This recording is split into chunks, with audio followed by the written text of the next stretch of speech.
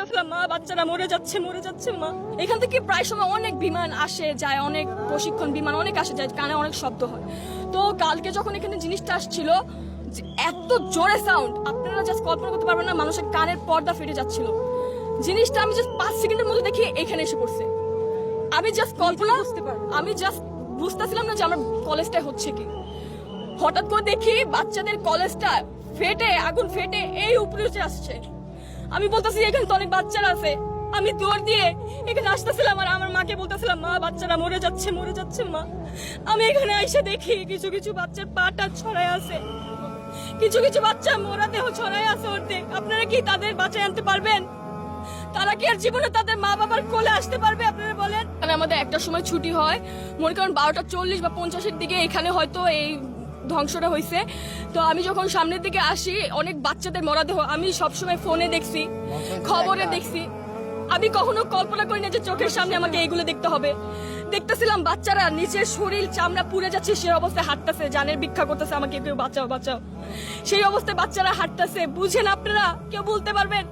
বড়রা যখন মারা যায়, হ্যাঁ ওইটা একটু হলেও কম কষ্ট লাগে, কিন্তু ছোট ছোট যে বাচ্চারা মারা গেছে।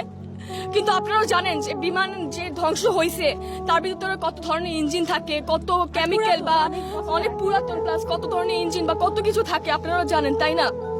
তো এটা তো স্বাভাবিক কোনো আগুন ছিল না। এটা যে ধ্বংস হয়ে যে এখানে পড়ছে এটা স্বাভাবিক ছিল না। এইটা চারদিকে ছড়ে পড়ছে। সেই মুহূর্তে স্টুডেন্টদের ছুটি ছিল, তারা বাসা যাচ্ছিল। এই যে আমাদের যে রাস্তাটা দেখতে পাচ্ছেন, এখানে স্টুডেন্টরা তারা প্রায় হেঁটে হেঁটে যাচ্ছে। কে বা বুঝতে পারছিল জিনিসটা কি আস্তে আস্তে হয়েছিল? সাথে সাথে 2 মিনিট আগেও যেখানে বাচ্চারা ভাবছিল যে আমি বাসায় যাবো, আম্মুর সাথে দেখা করবো বা আব্বুর সাথে দেখা করবো, বাসায় যাবো, আমার পড়া আছে বা এরকম কিছু, সেই মুহূর্তে 2টা সেকেন্ডও লাগে নাই বাচ্চাদের জানগুলো যেতে। আপনারা কি বলতে পারবেন এই ধরনের এরিয়াতে কেন এইগুলো প্রশিক্ষণ দেওয়া হয়?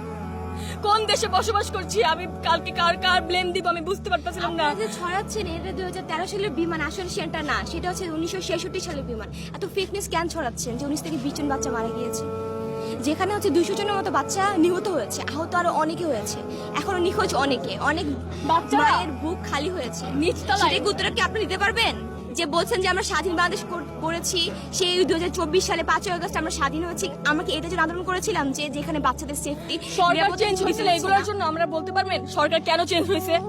তারা এত আধুনিক বাংলাদেশ তৈরি করতেছে। দাবি যে এই এত পুরানা বিমান দিয়া কেন এই ট্রেনিং গুলি করা, আর এই ট্রেনিং গুলি কেন এইসব জায়গা আনে?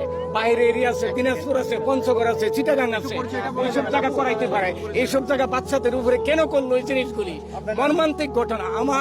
আমার কান্দন, আমার চোখের পানি কালকে আমি তৈরি রাখতে পারি না। যে মা বাপের কাছে বাচ্চা বলে আসছে যে আম্মু আমি স্কুলে যাচ্ছি, দুপুরে আমি এই জিনিসটা খাবো, সেই জিনিসটা আমি খাইতে পারি নাই।